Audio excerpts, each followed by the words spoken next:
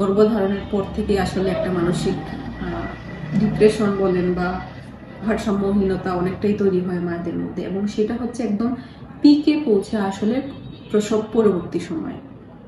কারণ প্রসব পরবর্তী সময়ে একটা নতুন প্রাণ আসে পৃথিবীতে, তো সবার হচ্ছে অ্যাটেনশনটা বাচ্চাটার দিকে চলে যায়।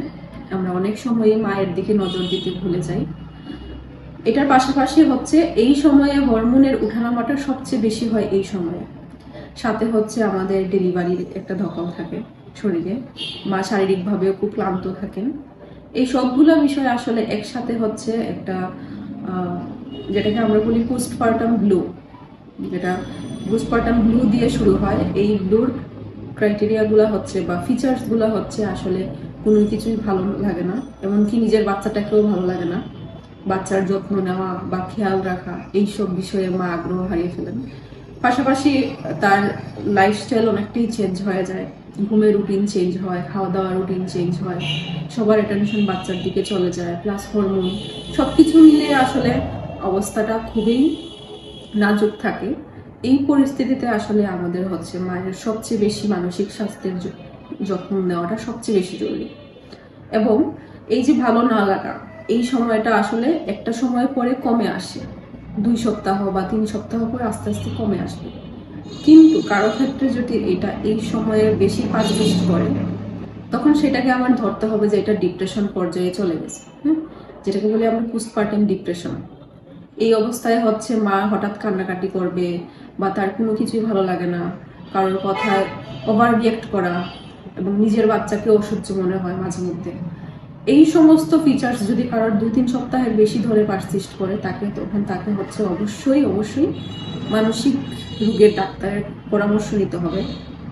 এবং আমাদের প্রসব পরবর্তী সময়ে সবচেয়ে বেশি সাপোর্ট দরকার হয় হচ্ছে ফ্যামিলি মেম্বারদের। বাচ্চাকে কিছুক্ষণ রাখা, মাকে বিশ্রাম দেওয়া, বাচ্চাকে আমরা যতটা যত্ন নিই সমপরিমাণ যত্ন বা তার চেয়ে বেশি যত্ন আমার মায়ের দিকে দেওয়া উচিত। কারণ মা যদি সুস্থ থাকেন শারীরিকভাবে মানসিকভাবে, অবশ্যই বাচ্চা ভালো থাকবে। তো এই দিকে আমাদের সবচেয়ে বেশি খেয়াল রাখা জরুরি। এখন হচ্ছে যদি কেউ পোস্টপার্টাম ডিপ্রেশনে চলে যায়, সেটা থেকে তাকে হচ্ছে হয়তো আমাদের সাপোর্টে সেটা ফিরে নাও আসতে পারে, ভালো না হতে পারে। সেই ক্ষেত্রে আমাদের ডাক্তারের পরামর্শ নিতেই হবে। এবং সবচেয়ে ভয়াবহ এই পোস্টপার্টাম ব্লু ডিপ্রেশনের সবচেয়ে ভয়াবহ যে ফেজ হচ্ছে সেটা হচ্ছে সাইকোসিস।